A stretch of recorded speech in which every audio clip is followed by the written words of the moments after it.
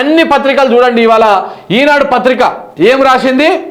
ఏడాదిలో 2 లక్షల కొలువులు భర్తీ అంటే ఇవాళ గ్రూప్ 1 నోటిఫికేషన్ ఇవ్వాలి. ఒక నిరుద్యోగుల లోపల ఒక రకమైనటువంటి అసంతృప్తి వస్తుంది. ఇప్పటికే వ్యతిరేకత స్టార్ట్ అయిపోయింది.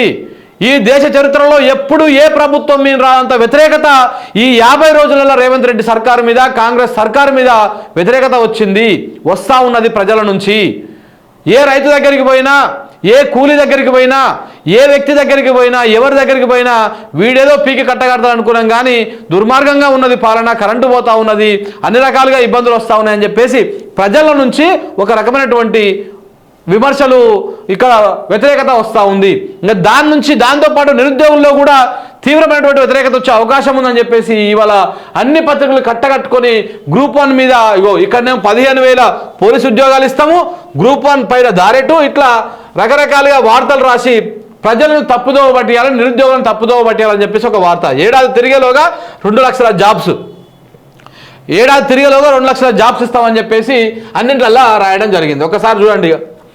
ఏడాదిలో 2 లక్షల కొలువులు భర్తీ, త్వరలో పోలీస్ శాఖలో 15,000 ఉద్యోగాలు, ముఖ్యమంత్రి రేవంత్ రెడ్డి వెల్లడి. పోలీస్ శాఖలో 15,000 ఇస్తారంట, ఇక్కడ మొత్తం ఏడాది తిరిగే లోపల 2 లక్షల ఉద్యోగాలు ఇస్తా అని చెప్పేసి చెప్తా ఉన్నాడు. దానికి సంబంధించినటువంటి ఇప్పటికి మెగా డిఎస్సి పెట్టి ఆల్రెడీ తొలి క్యాబినెట్లో మెగా డిఎస్సి పెట్టేసిండు, అప్పటికి అందరికి ఉద్యోగాలు వచ్చేసినాయి. అది ఎంత నిజమో ఈ ఏడాది లోపల 2 లక్షల కొలువులు అనేది కూడా గంతే నిజము. అది ఎంత నిజమో ఏడాది లోపల 2 లక్షల కొలువులు అనేది కూడా గంతే నిజము. ఏడాది కాదు కదా, 2 సంవత్సరాలు ఆగుదాము. మళ్ళా ఫిబ్రవరి 1వ తారీఖు 2025వ సంవత్సరంలో మళ్ళీ మనం మాట్లాడుకుందాము. ఈ 2 లక్షల ఉద్యోగాలు కాదు కదా, కనీసం వీళ్ళు 20,000 ఉద్యోగాలు కూడా ఇవ్వలేరు. చూస్తూ ఉండండి మీరు ఏం జరుగుతుందో అనేది. త్వరలో పోలీస్ శాఖలో 15,000 ఉద్యోగాలు, ముఖ్యమంత్రి రేవంత్ రెడ్డి వెల్లడి. నాడు కేసీఆర్ ధ్యాసంతా కుటుంబ సభ్యుల ఉద్యోగాలపైనే, యువత ఉపాధి గురించి ఆలోచించలేదని సీఎం ధ్వజం.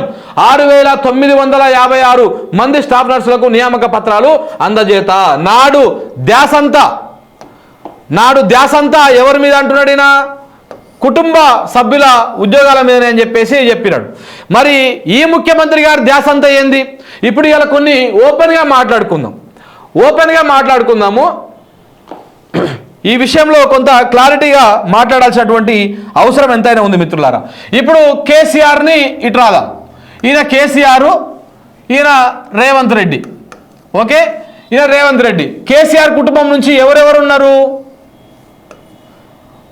ఎవరెవరున్నారో వాళ్ళ పేర్లు కూడా ఇక్కడ రాసేటువంటి ప్రయత్నం చేద్దాం. ఇక్కడ కేటీఆర్ ఉన్నాడు, హరీష్ రావు ఉన్నాడు, తన్నీరు హరీష్ రావు ఉన్నాడు, కవిత ఉన్నది, ఇంకెవరు, సంతోష్ ఉన్నాడు.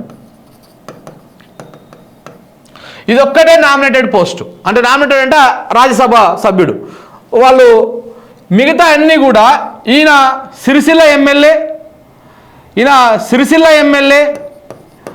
ఈయన సిద్దిపేట ఎమ్మెల్యే, అంటే ప్రజలు ఎన్నుకున్నటువంటి వాళ్ళు. సో ఈమె నిజామాబాద్కు ఎంపీగా ఉన్నది, తర్వాత స్థానిక సంస్థల ఎమ్మెల్సీ అయింది. సో ఇట్లా వీళ్ళందరూ కూడా ప్రజలు ఎన్నుకున్నటువంటి నాయకులే. వీళ్ళది కుటుంబ పాలన అని చెప్పేసి గతంలో అన్నారు. నేను కూడా దాన్ని అదంటలేను. సో దాంతోపాటు మరి రేవంత్ రెడ్డి గారిది కూడా చూద్దాం ఒకసారి.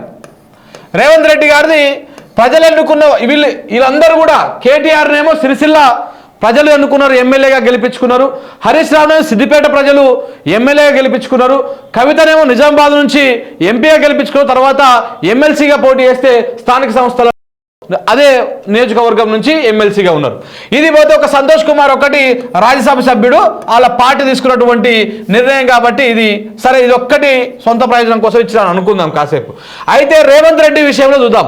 రేవంత్ రెడ్డి తమ్ముడు కొండల్ రెడ్డి, రేవంత్ రెడ్డి తమ్ముడు తిరుపతి రెడ్డి, ఈయన కొండల్ రెడ్డి, ఇక తిరుపతి రెడ్డి, ఇంకొక అన్న కృష్ణారెడ్డి, ఇంకొక ఆయన జగదీష్ రెడ్డి సంథింగ్ ఏదో ఉన్నది. ఈయన యుఎస్ఏలో ఉంటాడు ఈయన. సో ఇక్కడ చూసుకుంటే ఈ కొండల్ రెడ్డి ఎలాంటి ప్రజాప్రతినిధి కాదు, తిరుపతి రెడ్డి ఎలాంటి ప్రజాప్రతినిధి కాదు, కృష్ణారెడ్డి ఎలాంటి ప్రజాప్రతినిధి కాదు. ఈయన ఎవరు జగదీష్ రెడ్డి వాళ్ళన్న ఇంకొకరు అమెరికాలో ఉంటాడు, ఈయన కూడా ఎలాంటి ప్రజాప్రతినిధి కాదు. ఈయన యుఎస్ఏలో అమెరికాలో ఈయన ఒక దుకాణం తెరిచిండు ఆల్రెడీ. ఇప్పటికే మీకు ముఖ్యమంత్రి గారితో ఏమైనా పని కావాలంటే ఇండియాలో నా దగ్గరికి రండి, మీరు ఇక్కడ నేను ఒక ఫ్రాంచైజీ ఓపెన్ చేసిన, తెలంగాణ ముఖ్యమంత్రి శాఖ ఫ్రాంచైజీ ఎక్కడ అమెరికాలో ఓపెన్ చేసిన అని చెప్పేసి పోయి ఈయనని కలుస్తూ ఉన్నారు. ఈయనని కలిసి అక్కడ చేస్తూ ఉన్నారు. ఇంకొకటి దీంట్లో ఇంకొక అంశం కూడా ఉంది, కీలకమైనటువంటి అంశము. రేవంత్ రెడ్డి గారి భార్య, ఈమె కూడా ఎలాంటి ప్రజాప్రతినిధురాలు కాదు. ఇప్పుడు వీళ్ళందరేమో ప్రజలు ఎన్నుకోబడ్డటువంటి నాయకులు. దట్టు కేటీఆర్ ఉద్యమంలో ఉన్నాడు, హరీష్ రావు ఉద్యమంలో ఉంది, కవిత ఉద్యమంలో ఉంది. ఈమె జాగృతి అని చెప్పేసి పెట్టి ఉద్యమ పార్టీకి అనుబంధంగా ఒక సంస్థ పెట్టి జాగృతి పెట్టి బతుకమ్మని ఈ సాంస్కృతిక కళా కార్యక్రమాలను మొత్తాన్ని ఈమె నిర్వహించింది. సో ఇట్లా వీళ్ళందరూ ఉద్యమంలో ఉన్నారు. కేసీఆర్ అయితే ఇంకా ఉద్యమకారుడే. ఇంకొకటి రేవంత్ రెడ్డి ఉద్యమకారుడు కాదు, ఉద్యమ ద్రోహి, పచ్చి సమైక్యవాది. కేసీఆర్ ఏమో తెలంగాణ కోసం కొట్లాడితే ఈ రేవంత్ రెడ్డి ఏమో తెలంగాణ రావద్దు అని, తెలంగాణ వస్తే బాగుండదు అని, బాస్ ఎవరైతే ఉన్నారో చంద్రబాబు నాయుడు ఆస్తులన్నీ ఇబ్బంది అవుతుందని చెప్పేసి చంద్రబాబు సంకల జోరి తెలంగాణ రాష్ట్రం రాకుండా శాయశక్తుల చివరి దాకా కొట్లాడి అడ్డుపడ్డటువంటి బ్యాచ్లలో రేవంత్ రెడ్డి ప్రప్రథముడు. ఇదే తెలంగాణ ఉద్యమకారుల మీదకి తుపాకీ పట్టుకొని కరీంనగర్ పోయినటువంటి మహానాయకుడు మన రేవంత్ రెడ్డి గారు. వారు ఇవాళ తెలంగాణ రాష్ట్రానికి ముఖ్యమంత్రిగా ఉన్నారు. అది మనం చేసుకున్నటువంటి దౌర్భాగ్యమో, మనం చేసుకున్నటువంటి దుర్మార్గమో అర్థం కావడం లేదు. సో కాబట్టి ఈ విధంగా రేవంత్ రెడ్డి ఉద్యమకారుడు కాదు. రేవంత్ రెడ్డి ఆయన ఒక ఎమ్మెల్యేగా పనిచేసిండు, అది కూడా పచ్చి సమైక్యవాది అనేటువంటి టీడీపీ నుంచి పనిచేసుకుంటా వచ్చిండు. సరే, ఇప్పుడు రేవంత్ రెడ్డి ఈ విధంగా చూసుకుంటే వీళ్ళ తమ్ముడు కొండల్ రెడ్డి, తిరుపతి రెడ్డి, కృష్ణారెడ్డి, జగదీష్ రెడ్డి, ఇంకో రెడ్డి, వీళ్ళందరూ కలిసి ఒక 4-5 అన్నదమ్ములు. ఎవ్వరు కూడా ప్రజాప్రతినిధులు గారు. ఏ ప్రజలు కూడా వీళ్ళకు ఓట్లు వేయలేదు. కానీ కొండల్ రెడ్డి షాడో సీఎంగా పనిచేస్తాడు, తిరుపతి రెడ్డి షాడో సీఎంగా పనిచేస్తాడు, కృష్ణారెడ్డి అయితే మొత్తం కొడంగల్ మొత్తాన్ని కృష్ణారెడ్డికి కంప్లీట్గా అప్పచెప్పిర్రు. అధికారిక మీటింగ్లలో కూడా కృష్ణారెడ్డి పోయి కూర్చొని పనిచేస్తూ ఉన్నాడు. ఒక ముఖ్యమంత్రి ఏం చేయాలో అవన్నీ కూడా ఈ అన్నదమ్ములు చేస్తూ ఉన్నారు. ఇక మేడం ముఖ్యమంత్రి గారి భార్యనేమో ఈ మధ్యన నాకు బాగా తెలుస్తున్నటువంటి విషయం ఏంటంటే, అత్యంత సన్నిహిత వర్గాల నుంచి తెలుస్తున్నటువంటి విషయం ఏంటంటే, కార్పొరేషన్ల దందాకు సంబంధించినటువంటి వ్యవహారంలో మేడం గారు కీలకంగా ఉన్నారు. ఆ రెజ్యూమ్లన్నీ పరిశీలిస్తున్నారట. అవన్నీ కూడా చూసి ఎవరెవరికి ఏ కార్పొరేషన్లు ఇవ్వాలనేటువంటి ప్రయత్నంలో వాళ్ళు అద్భుతంగా దాన్ని మీద ఫిల్టర్ చేసేటువంటి ప్రయత్నాలు చేస్తూ ఉన్నారంట. మరి ఇన్ని ఒక్కరిని ప్రజలు ఎన్నుకుంటే ఇంతమంది ప్రభుత్వంలో చలామణి చేస్తూ ఉంటే, అధికారాన్ని చలామణి చేస్తూ ఉంటే, ఇది కుటుంబ పాలన అర్థం చేసుకోవాల్సినటువంటి అవసరం ఉంది ప్రజలారా. ఏది కుటుంబ పాలన? ప్రజలు పడ్డటువంటి నాయకులు ఉంటేనేమో ఇది కుటుంబ పాలన అని చెప్పేసి అన్నారు కదా. మరి ఇప్పుడు ఇది కుటుంబ పాలన కదా? గెలిపించింది ఒక్కరిని, రేవంత్ రెడ్డిని. ఈడ షాడో సీఎం లెక్క బిహేవ్ చేసేది అన్నదమ్ములు 4-5 భార్య, వీళ్ళందరూ కూడా షాడో సీఎం లెక్క బిహేవ్ చేస్తూ ఉన్నారు. మరి ఇది ఏంటిది? దీన్ని ఏమంటారు? ఇక ఇప్పుడు చెప్పాలి రేవంత్ రెడ్డి ఏం చెప్పాలి? ఇప్పుడు ఎవరు ఉద్యోగాల కోసం? నాడు కేసీఆర్ ధ్యాస అంతా కుటుంబ సభ్యుల ఉద్యోగాల కోసమే అంట. నాడు కేసీఆర్ ధ్యాస అంతా కుటుంబ సభ్యుల ఉద్యోగాల కోసమో ఏమో తెలియదు, కానీ నేడు మీ ధ్యాస మొత్తము కమిషన్ల కోసము, మీ తమ్ముళ్ళు మీ అన్నలు చేస్తున్నటువంటి దందలు అన్నీ కూడా బయటపడకుండా మీడియాని మేనేజ్ చేసుకొని రకరకాలుగా లబ్ధి పొందుతున్న వాళ్ళల్లో మీరే ప్రప్రథమంగా ఉన్నారు. సో కాబట్టి అధికార దుర్వినియోగం రేవంత్ రెడ్డి ఇంటి దగ్గర నుంచే స్టార్ట్ అయింది. రేవంత్ రెడ్డి ఇంట్లో నుంచే స్టార్ట్ అయింది అధికార దుర్వినియోగము. ఆయన పిఆర్ స్టంట్లు చేసుకుంటా, ఆయననేమో మొత్తం పిఆర్ స్టంట్లు చేస్తూ ఉన్నాడు. మొత్తము పనులన్నీ చక్కబెట్టేది, ఒక ముఖ్యమంత్రి చేయాల్సిన పనులు మొత్తము అన్నదమ్ముళ్ళు అందరూ చేస్తూ ఉన్నారు. ఇది అసలైన కుటుంబ పాలన అని చెప్పేసి ప్రజలు చెప్పుకుంటా ఉన్నారు. సో కాబట్టి ఇక కుటుంబ పాలన అని చెప్పేసి మాట్లాడితే సిగ్గు అనిపిస్తుంది రేవంత్ రెడ్డి గారు. ఇంకెప్పుడు మీరు ఏ ప్రసంగంలో కూడా మాట్లాడకండి. ప్రజలు ఇప్పుడిప్పుడే వాస్తవాలు తెలుసుకుంటున్నారు. ఎవడు కృష్ణారెడ్డి, ఎవడు కొండల్ రెడ్డి, ఎవడు తిరుపతి రెడ్డి, వాళ్లకు ఏం సంబంధము? నీ తమ్ములు నీ అన్నలు అయినంత మాత్రాన ఇలా తెలంగాణ రాష్ట్రంలో వాళ్ళకు పోలీసులు సలాం కొట్టాలి, పోలీసులు ముంగలంగా వెనకంగా కాన్వాయిలు పెట్టాలి, ఎస్కాట్ పెట్టాలి, దిగంగానే ప్రజాప్రతినిధులు వచ్చి బొకేలు అందియాలి. దేనికోసము? ఎవరు వాళ్ళు? అసలు వాళ్ళకేం సంబంధం ఉంది? సో కాబట్టి ఈ విషయాల గురించి మాట్లాడుకోవాల్సినటువంటి అవసరం ఉంది. ఇంకొకసారి ఈ మాట మాట్లాడితే అసలైన కుటుంబ పాలన, అసలైన నియంత పాలన ఈ 50 రోజుల నుంచి తెలంగాణ రాష్ట్రంలో చూస్తూ ఉన్నారు. 50 రోజుల నుంచి చూస్తున్నటువంటిది జరుగుతున్నటువంటిది నియంత పాలన, కుటుంబ పాలనని. సో కాబట్టి ఎట్లాగో గ్రూప్ 1 నోటిఫికేషన్ ఇచ్చే అవకాశాలు లేవు ఇప్పట్ల. ఇప్పుడు కూడా రావు.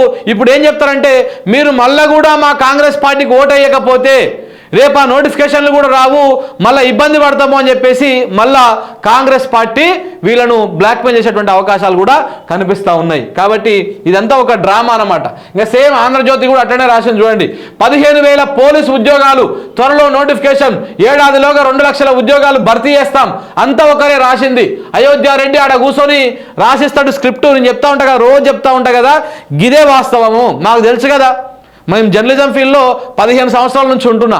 నాకు తెలియదా ఎవడెవడు ఏ వార్త రాస్తున్నాడు, ఈ వార్తను రాస్తే ఏ విధంగా దాన్ని ఒక్కొక్క పత్రిక ఏ విధంగా ప్రచురిస్తూ ఉన్నది అని చెప్పేసి. అయోధ్య రెడ్డి రాసేటటువంటి పాంప్లెట్ని, ప్రెస్ నోట్ని ఓన్లీ ఈ 3టికే పంపిస్తారు. ఆంధ్రజ్యోతికి, ఈనాడుకు, వెలుగుకు, దాంతోపాటు దిశకు పంపిస్తారు. వాళ్ళు యాస్టిస్గా వాళ్ళ పత్రికల్లో ప్రింట్ వేస్తారు అంతే, అంతకు మించి ఏం లేదు. దీన్ని వీళ్ళు ఎక్స్క్లూజివ్గా రాసేటువంటి అవకాశాలు అయితే ఏమి ఉండవు అన్నమాట. అది ముఖ్యమంత్రి మాట్లాడినటువంటి ప్రసంగాన్ని కూడా దేన్ని హైలైట్ చేస్తే మనకు ఉపయోగం అవుతుంది, ఏ పాయింట్ని హైలైట్ చేయాలి, హెడ్లైన్ ఏది పెట్టాలనేది కూడా సీఎంఓ ఆఫీస్ నుంచి ఈ అయోధ్య రెడ్డి ఈ బ్యాచ్ ఏదైతే జర్నలిస్టులు కొంతమంది ఇప్పుడు సీఎంఓ ఆఫీస్లో జాయిన్ అయ్యారో, ఆంధ్రజ్యోతికి వెళ్ళి ఒక ఆయన, టీవీ5కి వెళ్ళి ఒక ఆయన, V6కి వెళ్ళి ఒక ఆయన, వీళ్ళందరూ ఎవరైతే ఇలా తెలంగాణ ప్రజలు కడుతున్నటువంటి సొమ్ముతోని కులుకుతా ఉన్నారో వాళ్ళందరూ ఇవాళ చేసేది ఏంటంటే కాంగ్రెస్ పార్టీకి డ్యామేజ్ కాకుండా ఏ విధంగా వార్తలు రాయాలి, రేవంత్ రెడ్డికి ఎలా జాకీలు పెట్టి పైకి లేపాలి, మనకున్నటువంటి మీడియా తోటి ఏ విధంగా ప్రజలను తప్పుదో పట్టించాలి అనేటువంటి ప్రయత్నాలు విజయవంతంగా చేస్తూ ఉన్నారు. దాంట్లో భాగంగానే ఈ వార్తలన్నీ కూడా.